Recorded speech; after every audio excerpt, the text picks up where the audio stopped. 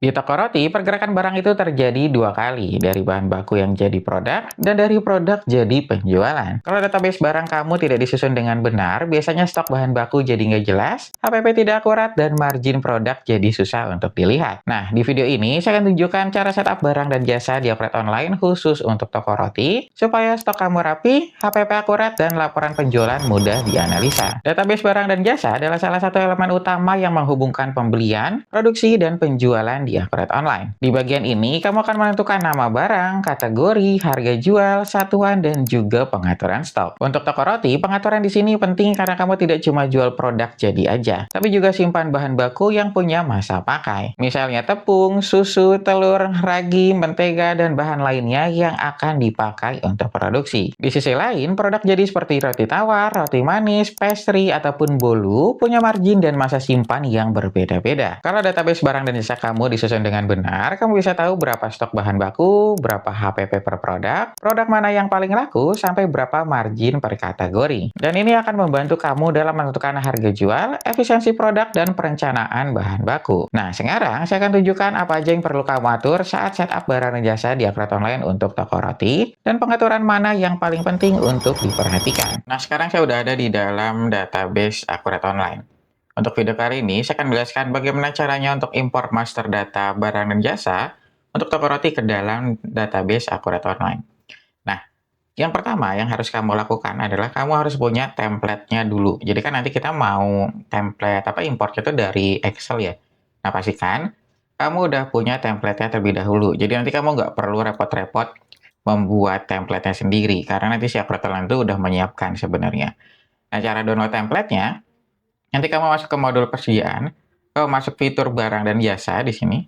Nah, terus kamu klik icon warna hijau, kemudian import data yang dari Excel. Nah, nanti di sini ada contoh file yang bisa kamu download. Nah, nanti kamu tinggal klik aja nih, yang tulisan warna biru ini. Dia nanti langsung otomatis mendownload untuk template Excel-nya. Nah, kalau udah punya, nanti dia tampilannya kayak gini. Nah, dia tampilannya kayak gini. Di dalam file untuk yang template Excel barang dan jasa ini, dia terdapat 3 sheet di dalamnya. Jadi yang pertama untuk input datanya, kemudian yang kedua itu nanti untuk penjelasan kolomnya, nah yang ketiga nanti ada referensi kode untuk barang pajaknya. Nah, nanti dia udah lengkap banget. Jadi sebenarnya kalau kamu mau membaca penjelasan kolomnya, dia udah ada penjelasan di tiap kolomnya di sini. Cuma biasanya kalau untuk yang user baru atau baru pertama kali nih, untuk yang import master data, mungkin agak sedikit bingung ya. Karena kan dia banyak banget. Nah, makanya saya buatkan video ini supaya nanti kamu ada gambaran bagaimana cara untuk import master data barang dan jasa ini, supaya nanti kamu bisa lebih mudah untuk setup database-nya. Sekarang kita langsung mulai aja. Jadi kita masuk ke template ini. Di sini yang sheet pertama. Nah, sebenarnya ini saya udah isi beberapa data yang nanti kita contoh untuk import ke dalam database-nya. Cuma nanti saya akan jelaskan juga. Jadi ini sebenarnya untuk mempercepat aja. Jadi tadi saya udah input saja data-datanya. Nah, nanti tetap saya jelasin. Jadi yang pertama, ini jangan lupa. Jadi setiap kamu import master data atau import master data dari Excel ini, pasti kan kamu sambil baca penjelasan kolomnya. Karena ini keterangannya kan udah ada. Soalnya ada beberapa penjelasan yang ada, dia agak beda nih, kayak di sini nih, kayak kategori barang. Dia itu nanti langsung otomatis membuatkan jika belum ada kategori barangnya. Cuma kalau kayak di gudang, itu gudang nanti kamu harus buat dulu. Nah, nama gudang harus ada di dalam database. Jadi nanti pastikan kamu sambil membaca, soalnya nanti ada perbedaan di tiap kolomnya. Kayak gitu. Nah, sekarang saya jelaskan dulu dari kolom yang pertama. Pertama itu adalah kategori barang di sini. Kategori barang, ini nanti otomatis membuatkan nama kategorinya jika belum ada di daftar kategori barang. Jadi untuk template defaultnya, itu kan cuma ada kategori barang itu yang umum aja sebenarnya. Jadi kalau kamu buat data baru, dia hanya ada yang umum aja di sini. Nah, ini template defaultnya dari Upgrade Online. Jadi dia hanya ada satu kategori di sini. Nah, nanti kamu bisa tambahkan lagi sesuai dengan kebutuhan. Ini coba saya buka lagi. Nah, dia kan cuma adanya umum aja di sini nih. Nah, makanya nanti kamu bisa tambahkan. Nah, nanti kamu bisa sesuaikan lagi dengan kebutuhan. Ini saya nggak, ini kayaknya dari internet saya nih yang error, jadi dia muter-muter doang. Nah, kita lanjut lagi. Nah, nanti misalkan kamu, oh saya mau dipisahin. Kalau saya kan contohnya ini saya pisah nih antara barang jadi dan bahan baku. Nah, kenapa saya pisahin? supaya nanti pas kita filter, nanti kan kita ada filternya nih untuk kategori barang. Nanti saya bisa munculin kategori barang apa aja yang saya mau munculkan. Misalkan saya mau melihat bahan baku aja ya, berarti nanti dia bisa muncul di sini nih. Kategori barang yang bahan baku aja atau nanti yang barang jadi aja kayak gitu. Nah, nanti kamu bisa sesuaikan, ini kurang lebih gambarannya kayak gini. Soalnya nanti ada beberapa customer juga, saya itu kategorinya banyak nih.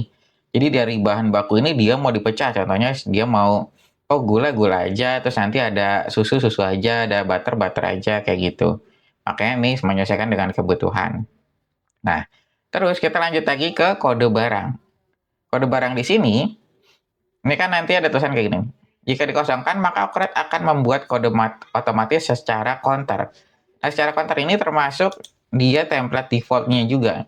Dia itu nanti didapat dari sini. Dari modul pengaturan, ini kan ada fitur penomoran. Nah, si Okret Online itu udah menyiapkan sebenarnya untuk penomoran barangnya. Tapi untuk penomoran barang di sini kan namanya juga template default ya. Itu pastinya sangat sederhana. Jadi dia cuma kayak gini aja nih. Cuma satu terus ada counternya aja. Nah, 5 digit ini kan sesuai dengan ini nih. Yang 5 digit counternya ya. Berarti 5 digit terakhir ini yang menghitung otomatis. Jadi kalau barang pertama ya 001, terus nanti barang kedua 002, dan begitu seterusnya. Nah, kalau kamu mau pakai ini, saran saya nanti kamu edit dulu di sini. Kamu sesuaikan lagi sesuai dengan kebutuhan. Jangan bawaan dari si Okret Online-nya. Karena kalau dari Okret Online dia hanya sederhana aja kayak gini. Nah, nanti kalau kamu butuh, oh saya butuh yang lebih lengkap mas. Nah, berarti nanti kamu edit dulu di sini untuk komponennya. Nah, baru nanti kamu bisa pakai penomoran yang dari Okret Online-nya. Kayak gitu. Nah, terus nanti kalau misalkan kamu punya, oh saya udah punya penomoran mas di saya sebelumnya. Nah, nanti kamu bisa masukin aja ke sini. Kamu sesuaikan. Terus nanti kamu juga input di sini kode barangnya sesuai dengan penomoran yang sebelumnya atau yang udah berjalan di bisnis kamu kayak gitu. Jadi intinya nanti masih bisa menyesuaikan lagi. Nah, kemudian kita masuk ke nama barang. Nama barang ini kayak biasa ini nama itemnya yang mau kita jual tuh apa aja. Nah, terus nanti ada jenis barang. Jenis barang di sini ini kita yang ini. Jenis barang kita ada beberapa pilihan. Nah, ini sesuai dengan yang di sini. Barang biasa. Nah, yang ini nih. Jadi ada persediaan, non-persediaan, jasa, dan grup. Jadi persediaan itu yang stoknya kita kontrol, kemudian non-persediaan itu stoknya nggak bisa kita kontrol. Jadi ketika kita melakukan pembelian langsung jadi beban, pas kita penjualan dia langsung jadi pendapatan. Nah, yang ketiga itu jasa, kemudian yang grup ini untuk produk bundling seperti parcel. Nah, ini keempat yang standar ya sebenarnya. Nah, cuma nanti misalkan kamu aktifkan fitur add-on yang Akurat POS, dia ada 2 jenis barang tambahan, yang varian sama modifier. Nah, kalau varian itu kayak untuk contohnya itu kayak di toko pakaian, itu kan ada kayak misalkan baju A itu ada warnanya apa, terus ukurannya apa. Nah, itu nanti ada varian kayak gitu. Nah, yang terakhir modifier itu nanti untuk topping biasanya kalau untuk yang perusahaan F&B. Jadi kalau misalkan kamu beli minuman apa, nah nanti ada toppingnya, ada boba, nanti ada jelly atau nanti ada apa. Nah, itu nanti pakai yang modifier tersebut. Kayak gitu kurang lebih gambarannya kayak gitu. Nah, cuma kalau ini kan kita mau kita kontrol nih untuk stoknya. Berarti kita pilih yang persediaan. Nah, kamu cuma masukin kalau yang persediaan kodenya ini aja nih, INV. Ya berarti nanti kita masukin aja INV semuanya di sini. Kayak gitu. Nah, terus kalau untuk yang tipe persediaan, ini untuk add-on manufaktur sebenarnya. Jadi kalau kamu nggak pakai add-on manufaktur, kamu kosongin aja, kamu skip aja di sini. Kamu lewatin nggak jadi masalah. Nah, kemudian kita juga ada barcode, kamu bisa masukin barcode di sini. Cuma ini sifatnya opsional, jadi yang wajib itu dia hanya ada 4 nih. Ada kategori, terus ada nama barang, jenis barang, dan satuan. Kayak gitu. Jadi nanti 4 data ini yang wajib kamu isi. Yang lainnya nanti kamu kosongin juga nggak jadi masalah sebenarnya. Cuma kan dia semakin detail, semakin bagus juga. Nah, terus kita ada satuan. Satuan ini kamu juga bisa sesuaikan dengan kebutuhan. Nah, di Akurat Online kita punya beberapa jenis satuan. Oh maaf, maksudnya bukan beberapa jenis satuan, maksudnya itu adalah multi satuan. Jadi kamu bisa buat beberapa di sini nih, contohnya kayak gini. Misal kita satuan pertama apa? Pieces. Nah, nanti satuan keduanya apa? Misal kita buat lusin. Nah, nanti kamu harus masukin rasionya itu berapa. Lusin itu berapa pieces? Satu lusin 12 pieces. Terus nanti ada apa lagi? Misalkan ada dus. Nah, nanti kamu isi juga, satu dus itu berapa pieces. Kalau 1 dus 50 pieces, kayak gitu. Nah, nanti kamu bisa kayak gini. Nah, nanti di penjualannya pun dia ada sesuai dengan satuannya. Jadi harga jual satuan per pieces berapa, per lusin berapa, dan per dusnya itu berapa. Kayak gitu. Nah, nanti kalau yang di Excel ini itu juga sama. Jadi kamu masukin satuannya pertama apa? Misalkan tadi kan kita kedua lusin ya. Ya berarti kita masukin lusin itu satuannya itu lusin, terus nanti rasionya berapa? 12. Berarti bacanya kayak gini. Jadi satu lusin itu berapa pieces? Nah, satu lusin itu rasionya 12 pieces. Nah, terus nanti kalau yang tadi dus, berarti ini kita isinya dus, terus rasionya berapa? Kan tadi 50 ya. Ya berarti satu dus isinya 50 pieces, kayak gitu. Nanti cara ngisinya kayak gitu. Jadi pastikan kamu ngisinya dari yang satuan terkecilnya dulu. Kayak gitu, baru nanti sisanya kamu ikutin aja sesuai dengan satuan yang kamu gunakan. Nah, terus ini kemudian kita ada harga jual satuannya. Harga jual satuannya dia sama kayak gini. Jadi nanti kamu bisa isi nih harga jual satuannya itu berapa, kayak gitu. Jadi nanti kamu bisa lengkapi. Ini kita ada 5 kolom di sini. Nah, terus kita ada default diskonnya juga, terus nanti ada minimum jual atau harga grosir, ini kamu bisa lengkapin. Kemudian ini juga kita ada informasi pembeliannya juga. Nah, dia sama nih di satu tab yang sama di sini. Cuma kalau customer saya, biasanya itu saya rekomendasikan untuk mengisi di harga atau informasi penjualannya aja. Karena kan nanti dia untuk muncul di akurat POS-nya, ya nanti dia langsung muncul nih otomatis harganya. Misalkan harganya 50.000, ya berarti nanti di akurat POS langsung muncul 50.000. Jadi kamu nggak perlu ngetik-ngetik lagi secara manual. Nah, kalau informasi pembelian ini kan biasanya beberapa supplier kita itu harganya beda. Misalkan gula di supplier A harganya 12.000, nanti supplier B harganya cuma 10.000, nanti di supplier C malah harganya cuma 5.000. Nah, itu nanti kan pasti ada perubahan ya. Nah, makanya dia, kalau saya menyarankannya kalau informasi pembelian nggak usah diisi juga nggak jadi masalah. Jadi yang penting informasi penjualan aja. Cuma ya sifatnya opsional. Kalau kamu mau isi yang nggak jadi nggak apa-apa. Kalau diisi juga malah lebih bagus sebenarnya. Nanti menyesuaikan aja dengan kebutuhan. Nah, sekarang kita lanjut lagi. Nah, sekarang kita masuk ke bagian saldo awal. Nah, saldo awal ini dia langsung satu setnya. Ada cabang saldo, gudang saldo awal, terus kuantitas saldo, satuan, sampai ke pertanggal berapa. Jadi, nanti sebelum kamu import master data ini, kamu kan harus nentuin dulu, kamu mau cut off-nya itu per tanggal berapa. Misalkan saya mau cut off-nya itu per tanggal 31 Desember. Ya berarti nanti kamu harus hitung semuanya itu, saldonya itu berapa. Ini juga termasuk untuk master data yang lainnya. Kayak akun perkiraan, terus nanti ada pelanggan sama piutang, terus nanti ada pemasok sama utangnya juga. Itu nanti kamu hitung juga. Jadi kamu hitung totalnya berapa, terus saldo akhir itu berapa, baru nanti kamu jadikan saldo awal di Okrat Online. Nah, saldo akhir tersebut baru kamu input di sini nih. Baru kamu lengkapi. Kayak gitu. Jadi nanti kamu pastikan dulu. Nah, cabang saldo ini kalau misalkan kamu pakai fitur add-on multi branch. Jadi kalau kamu nggak pakai, ini kamu di skip aja nggak jadi masalah, kamu lewatin aja. Nah, terus gudang saldo awal. Gudang saldo awal yang tadi saya kasih tahu di awal, jadi dia harus ada gudangnya dulu. Mana ya? Gudang saldo, di sini, gudang saldo awal. Nah, jika multi gudang saldo awal barang, nama gudang harus sudah ada di database. Nah, bawaannya, ya saya close dulu sebentar. Jadi kalau untuk gudang bawaan, dia hanya ada gudang umum aja. Kalau kamu punya multi gudang, kamu isi dulu di sini. Misal kamu ada gudang apa? Gudang Bekasi contohnya. Terus nanti ada lagi gudang Jakarta. Nah, nanti kamu isi dulu di sini.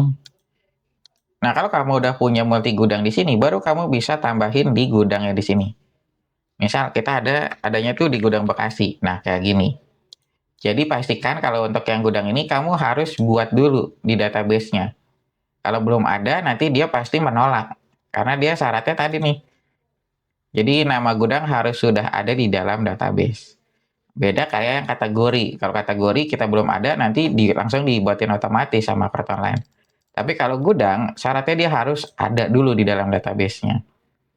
Makanya nanti kamu pastikan sambil baca penjelasannya nih, soalnya nanti ada yang beda nih tiap kolomnya, kayak gitu. Nah, kemudian kita masukin kuantitasnya juga. Nah, ini kuantitasnya itu berapa? Misalkan kita kuantitasnya ini ada 100 kuantitas saldo awalnya. Nah, satuannya apa? Ini kan tadi kita satuannya pieces ya. Nah, satuannya pieces, berarti kita masukin pieces. Nah, ada sama ya, pieces, kita udah sesuaikan. Nah, nilai satuannya itu berapa? Jadi ini bukan nilai keseluruhannya. Jadi nilai per satu piecesnya itu berapa?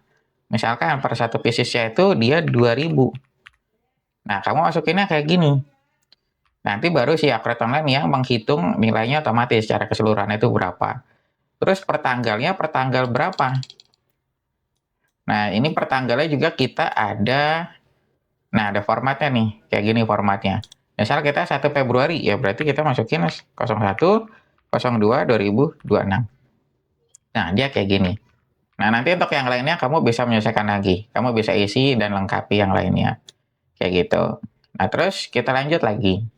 Ini kita ada karakter, terus kita ada angka, terus sama tanggal. Nah, ini sebenarnya untuk kolom tambahan.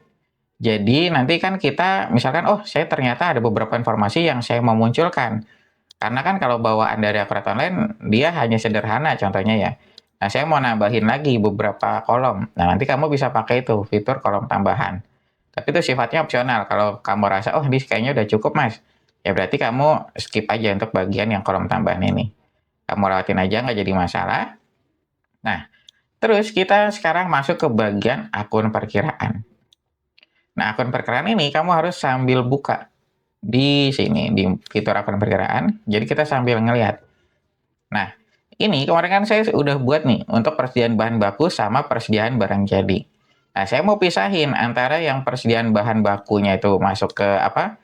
Masuk ke item apa aja, terus nanti yang barang jadi itu apa aja. Nah, nanti kita lihat di sini, dia itu hanya masukin untuk kode akunnya aja. Jadi kalau dikosongkan, dia akan mengambil dari akun yang udah ada nih, dari preferensi. Nah, nanti dia itu sebenarnya kalau kamu buat item baru, ini kan dia udah di mapping otomatis sebenarnya dari Create Online. Dia tampilannya kayak gini. Baru nanti kalau misalkan, oh saya mau mapping manual nih, ya berarti kamu pilih persediaannya kamu ganti kemana, terus nanti retur untuk yang pembeliannya kamu masukin kemana. Nah kayak gitu. Cuma kalau enggak, ya berarti nanti kamu tinggal ini aja. Apa tinggal masukin lagi aja di sini untuk kodenya. Jadi ini kan kita masukin hanya kode akun perkiraan aja. Jadi kamu jangan masukin di sini namanya persediaan dalam apa persediaan bahan baku atau nanti malah namanya persediaan barang jadi. Jadi yang penting kamu cukup masukin kodenya aja.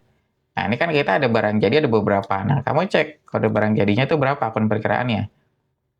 Nah, ini nih 110404. Berarti kita tinggal masukin 110404 kayak gitu. Nah, nanti kamu tinggal lengkapin aja di sini. Kalau misalkan kamu mau langsung mapping nih dari item Excel ini, dari file Excel ini. Jadi nanti kamu nggak perlu mapping-mapping manual lagi. Jadi nanti langsung selesai dari sini. Kayak gitu. Nah, kita lanjut lagi sekarang. Nah, terus kita ada untuk yang merek barang, terus nanti kita bisa pakai nomor seri juga, atau tanggal kadaluarsa. Nah, ini nanti kamu bisa lengkapi di sini. Jadi kan nanti kita bisa ngecek juga tanggal kadaluarsanya itu sampai tanggal berapa yang paling mendekati. Nah, nanti kita bisa cek. Nah, yang terakhir, ini kita masuk ke ini nih, dimensi dan informasi lainnya sebenarnya. Cuma ini sifatnya opsional, nanti kamu bisa sesuaikan aja. Misalkan kamu nggak gunakan, kamu lewatin aja nggak jadi masalah. Nah, ini contohnya saya udah selesai nih, udah oke semua. Kita tinggal simpan. Nah, nanti kita tinggal import. Importnya nanti ini saya close dulu. Nah, importnya sama kayak tadi kita download file yang Excel-nya atau template-nya. Nah, kita masuk ke modul persediaan, ke fitur barang dan jasa, kemudian di sini ke icon warna hijau. Nah, nanti kan di sini ada import data. Kamu klik yang import dari Excel, kamu tinggal upload. Nah, baru di sini nanti kamu masukin. Kita yang barang dan jasa, kita unggah. Nah, nanti dia langsung mapping otomatis nih, sesuai dengan kolomnya. Nah, ini karena kita udah oke semua, ini kan filenya dari Excel ya, jadi dia filenya dari Accurate. Jadi dia langsung mapping otomatis kayak gini. Kita lanjutkan. Nah, terus nanti udah kebaca nih item yang tadi kita input. Ini udah kecek semua, udah dibaca. Nah, terus kita tinggal lanjutkan. Nah, ini kita lagi loading. Nah, lamanya loading ini tergantung dari banyaknya data yang kamu punya. Semakin banyak, berarti nanti semakin lama proses untuk impor datanya. Nah, saya karena cuma 10 aja, dia cepat nih prosesnya. Nah, dia langsung masuk semuanya otomatis. Dia udah oke semua. Nah, ini saya urutin dari 01, 02, 03, dia udah sama semua. Nah, tadi kan kita ada saldo awal nih, yang ini nih, yang di Reti Tawar. Nah, kalau kita cek, nah dia stoknya kayak gini. Jadi udah masuk per tanggal 1 Februari, ini saldo awal kita itu sebanyak 100 pieces dengan biaya satuannya itu 2.000. Nah, ini adanya di Gudang Bekasi. Nah, kalau kita cek gudangnya, ini kita bisa ngecek. Nah, stoknya itu adanya di mana aja. Oh, ternyata dia ada di Bekasi 100, kayak gitu. Jakarta kosong dan gudang utama kosong. Nah, terus di akunnya, nah dia langsung kayak gini. Jadi dia langsung masuk ke persediaan barang jadi, terus nanti kalau ada retur pembelian juga dia langsung masuk ke persediaan barang jadi. Sesuai dengan yang tadi saya input di sini, yang kita mapping. Nah, jadi dia langsung masuk sini. Jadi makanya kalau kamu mau mapping, nanti mappingnya dari awal aja di sini. Jadi kamu nggak perlu ganti-ganti satu-satu. Kayak gitu. Nah, terus kita lihat di laporan ya. Kita cek di laporan neracanya. Nanti nilai persediaannya yang tadi 100 pieces itu dia langsung masuk ke sini. Nilai persediaan kita ada 200.000. Kayak gitu. Terus kalau kita cek di laporan persediaan, ini kita ada nilai persediaan juga. Misalnya kita masukin dari 1 Februari sampai sekarang ya. Nah, kategori di sini, kategori yang tadi kita input, ini nanti bisa kita gunakan untuk setiap laporan yang persediaan nih. Jadi kita bisa pilih mau munculin semua kategori, atau bahan baku aja, atau barang jadi aja. Nah, nanti kita bisa ngecek. Misalkan, oh kita mau barang jadi aja. Nah, nanti kelihatan nih, kayak gini dia. Tampilannya kayak gini. Jadi nanti udah kelihatan nih, saldo awalnya berapa, masuknya berapa, terus keluarnya berapa, terus saldo akhirnya berapa. Nanti kelihatan semua pergerakannya di sini. Jadi nanti untuk laporannya itu benar-benar kebuat otomatis, yang penting kamu input transaksinya udah sesuai. Kayak gitu. Jadi nanti semuanya benar-benar efisien lah intinya. Nah, mungkin sampai sini aja penjelasan yang saya bisa berikan tentang cara untuk import master data barang dan jasa untuk toko roti ke dalam database Akurat Online. Jika kamu ada pertanyaan lainnya, kamu bisa langsung tulis aja di kolom komentar, atau kamu bisa langsung DM aja ke akun Instagram saya. Jadi intinya, kalau database barang dan jasa disusun dengan benar, kamu bisa mengontrol stok bahan baku, menghitung HPP produk, lihat produk mana yang paling laku, dan menentukan harga jual dengan lebih akurat. Ini penting banget untuk toko roti yang aktivitas produksinya jalan setiap hari. Kalau kamu sudah memakai Akurat Online tapi masih bingung cara setup barang dan jasa ataupun fitur lainnya, kamu bisa ikuti jasa training dari Akurat. Training ini cocok untuk kamu yang ingin sistemnya berjalan dengan benar, rapi, dan sesuai dengan operasional yang ada di bisnismu. Kamu tinggal hubungi saya aja dan saya akan bantu kamu sampai paham. Nah, mungkin sampai sini aja penjelasan yang bisa saya berikan tentang cara import master data barang dan jasa untuk toko roti ke dalam database Akurat Online. Jika kamu ada pertanyaan lainnya, kamu bisa langsung tulis aja di kolom komentar atau kamu tinggal DM aja ke akun Instagram saya. Terima kasih sudah menonton video ini sampai selesai. Sampai jumpa di video selanjutnya.